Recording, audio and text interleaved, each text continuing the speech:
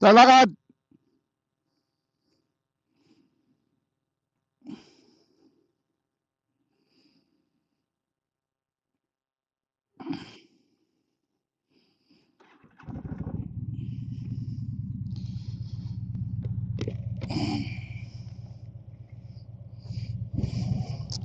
Oh, guys, good morning. It's a beautiful day. It's a beautiful day here again in Oxnard. Yeah, so nice weather. Um, mag ano ako, quick spin to test the old Freedcom KY Pro, yung nabili kong used. Meron siyang static. So di ko alam kung paano siya mawawala.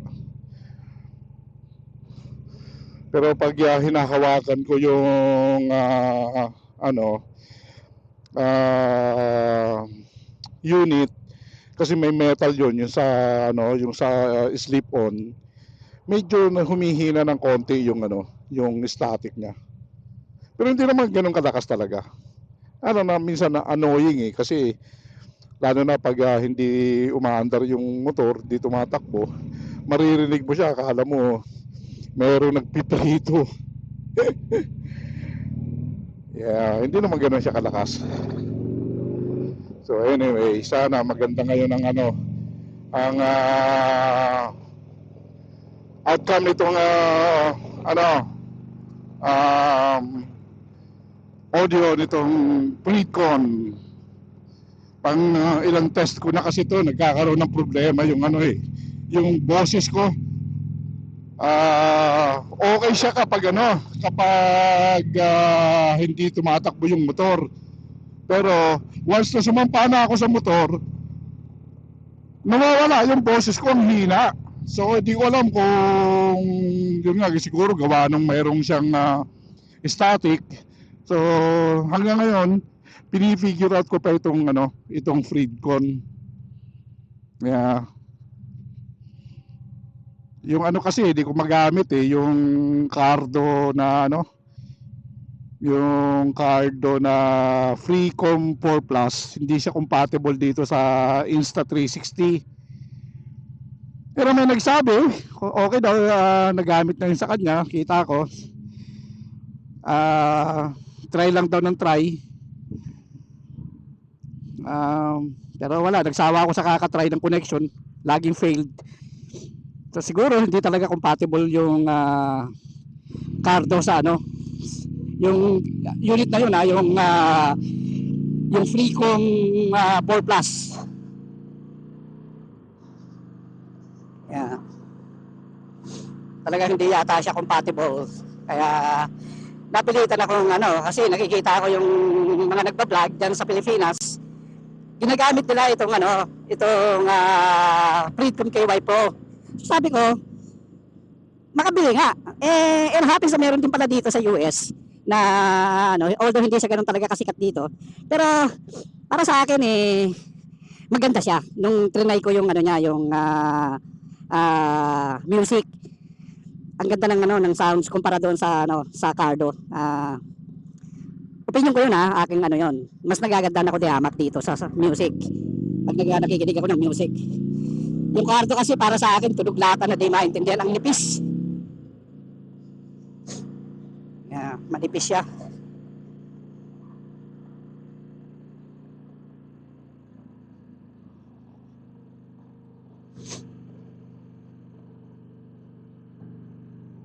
Kaya nung trinay ko tong na to, KY Pro, ang ganda ng sounds. Natuwa ako. Yun nga lang, ang nagiging problema ko ngayon naman, yung microphone.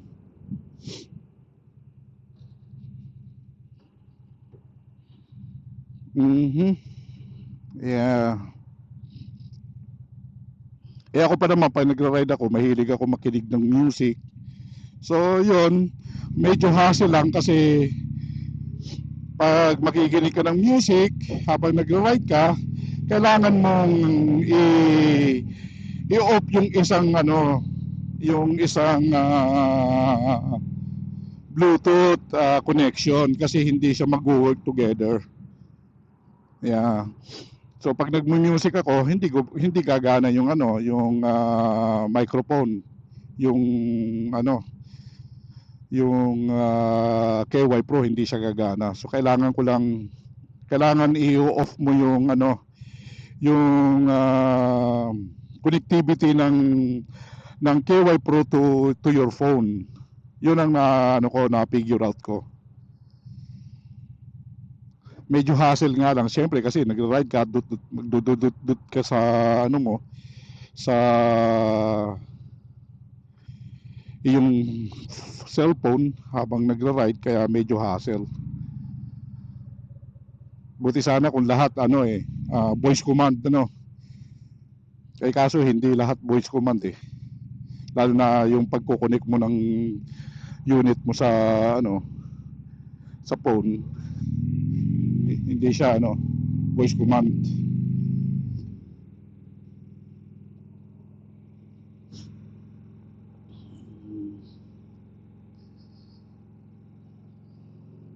Stop recording.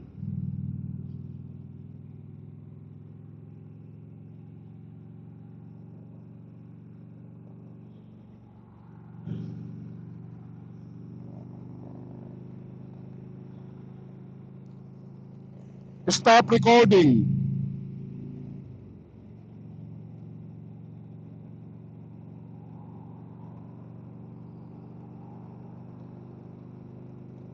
Yan ang problema sa parang hindi yata makuha ng voice command yung aking command.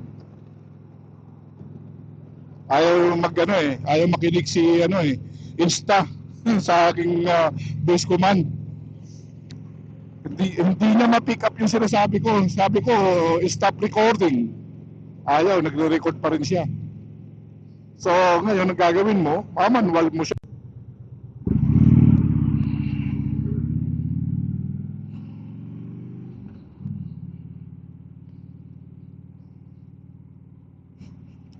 Ayaw sumunod yung voice command.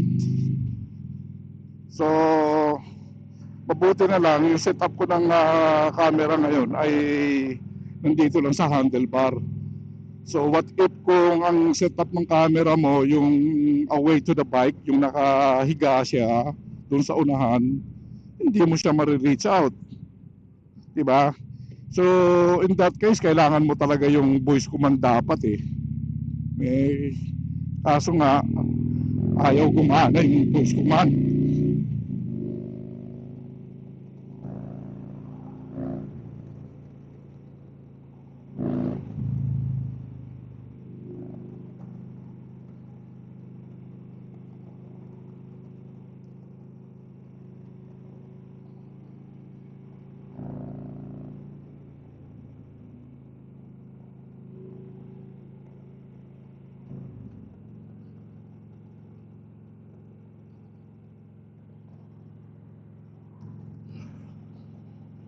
So,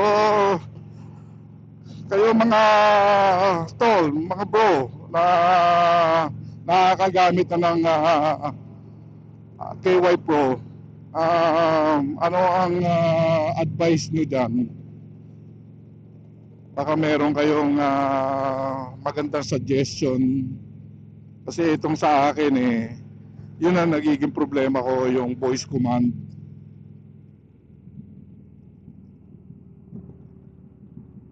Malakas naman yung boses ko, hoping na nagre-record siya ng maganda, di ba?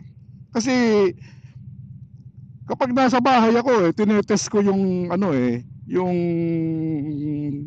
unit itong KY Pro na hindi ako nakasakay sa motor, okay naman.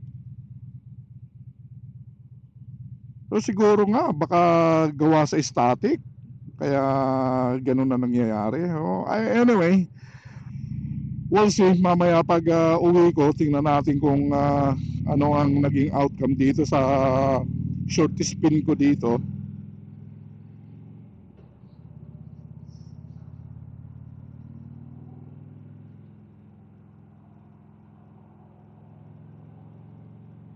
Minsan na ano eh, ang ganda-ganda na ng ano ko kasi na satisfied ako sa sounds niya, yung speaker. Kaso nga, ito nang nagiging ano ko, problema ko. Eh, magra-ride pa naman kami ng Las Vegas, eh, itong gamit ko.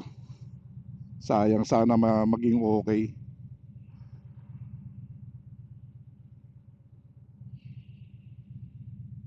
Mhm.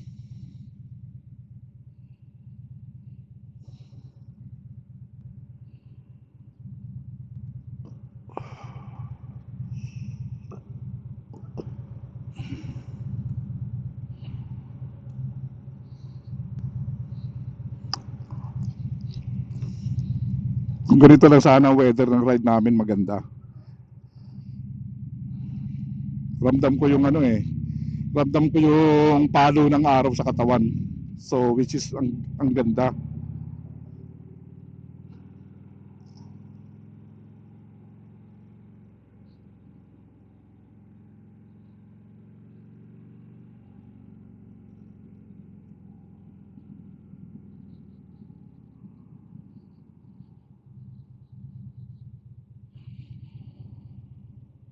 Mhm.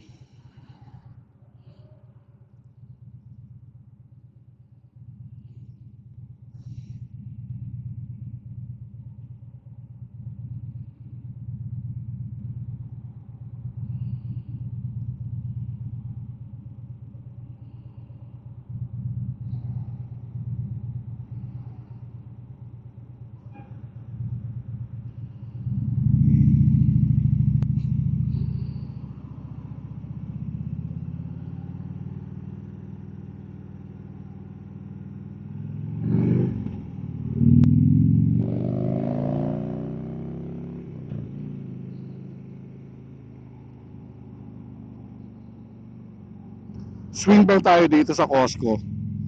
At meron lang akong dadamputin dito na items.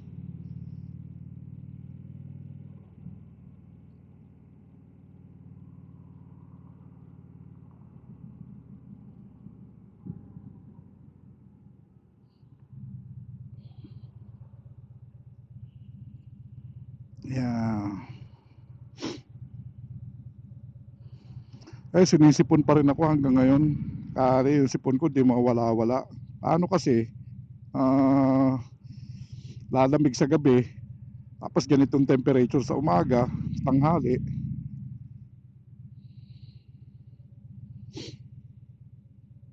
Kaya hindi mawala yung aking sipon. Kaya pagpasensyahan nyo na yung aking boses. Kasi sinisipon si Manoy ninyo.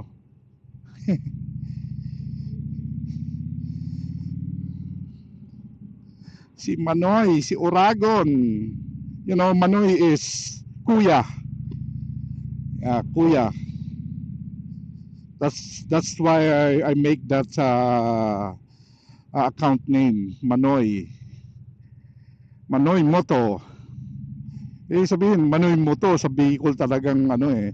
Kung aanihin mo, yung intindihin mo yung sabing Manoy Moto, hindi moto. Manoy Moto, the same ano eh, the same spelling kasi. Manoy Moto in Bicol, Kuya Moto, in Tagalog, Kuya Moto. Parang ganun, 'di ba? So, ito ang inyong pambansang Manoy Moto. O, 'di ba? Pambansa talaga, no? Oh shit, naunahan ako sa parking doon. Fucking A. Eh, dito pa naman guys sa Costco, sa totoo lang, pag inabot ka dito ng tanghali, good luck. Pakahirap humanap ng parking.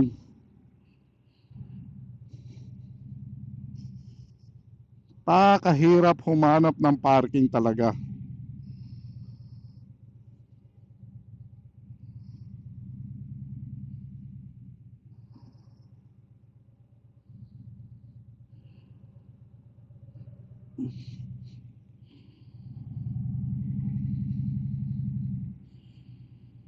Wow. daming tao. Come on, Paps. Bilis-bilis ang hakbang, Paps.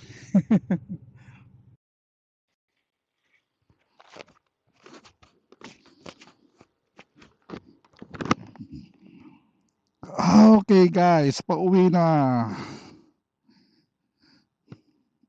Grabe, muntik pang hindi mag-fit yung aking items dito sa aking motor. Naparami na naman yung aking pinick up na mga items. Yan ang sakit ko kapag nasa grocery. Yeah.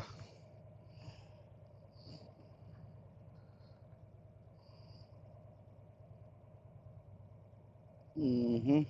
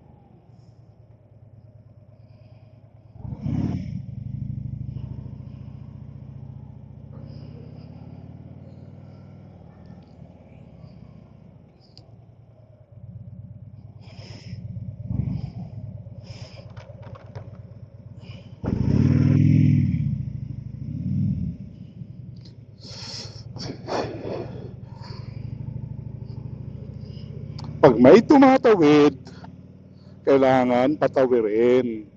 Kasi yan na ang batas dito. Pero pag doon ka na sa downtown San Francisco, sa downtown LA, wala nang ganoon. Sa dami ng tao, pag pinatawid mo lahat, kawawa ka. Hindi ka makakausad. Kaya kailangan diskarte rin.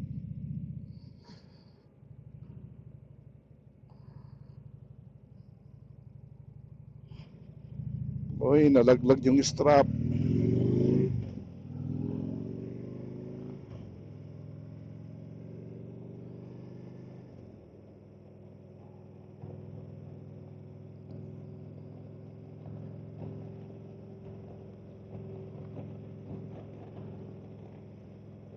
Mhm.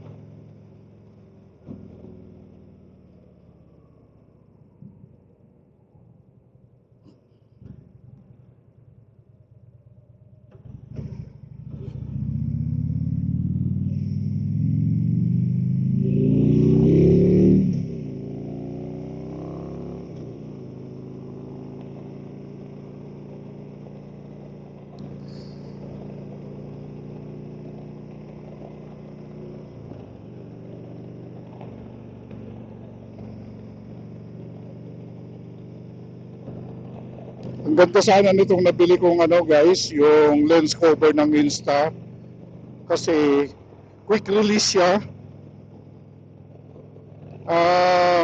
Ang problema, masyadong malaki yung hinges niya. Kaya pag maglalagay ka ng adapter ng Insta, hindi siya mag-fit. Ang ganda sana kung niliitan nila ng konti yung hinges nila para yung accessories na iba, katulad nga ng adapter, kung gagamit ka, meron siyang room para saksak. Sa design nila ngayon, wala eh. Doon sila nagkamali, pero mag-suggest tayo baka sakaling nila, ma-recognize nila yung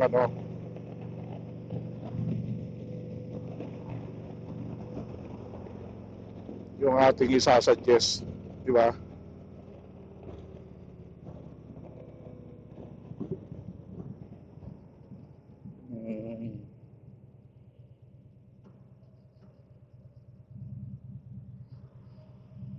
Yeah, kasi yung lens cover na nabibili, siya, ang dali niyang may scratch.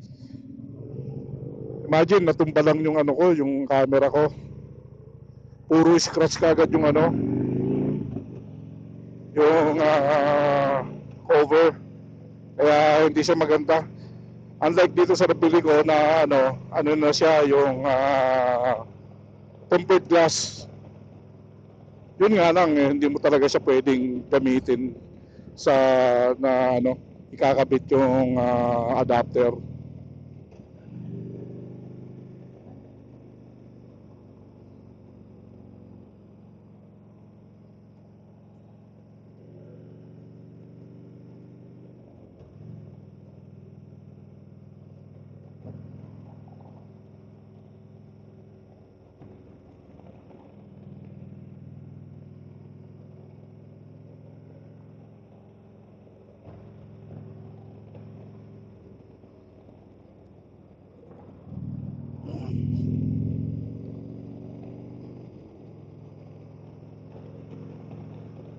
Baka meron sa inyong marunong mag paano gawin yung i-share yung link para ma-share ko sa inyo yung link nitong sinasabi kong lens cover na tempered glass.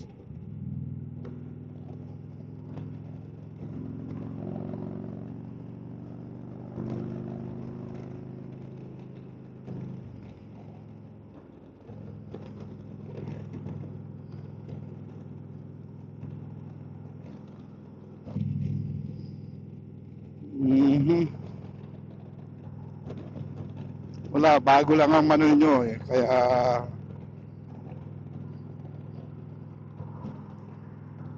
pagpasensyahan nyo na.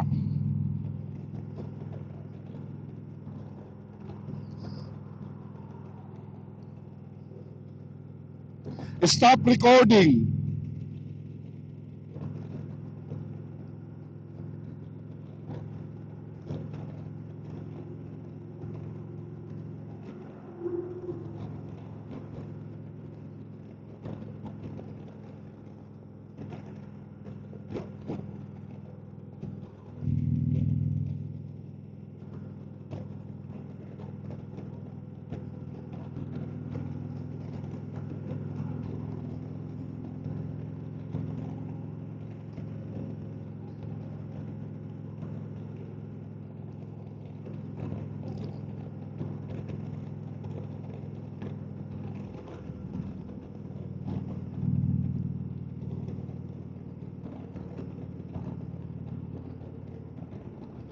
Ayaw niya talaga sumunod sa sa voice command, kakainis.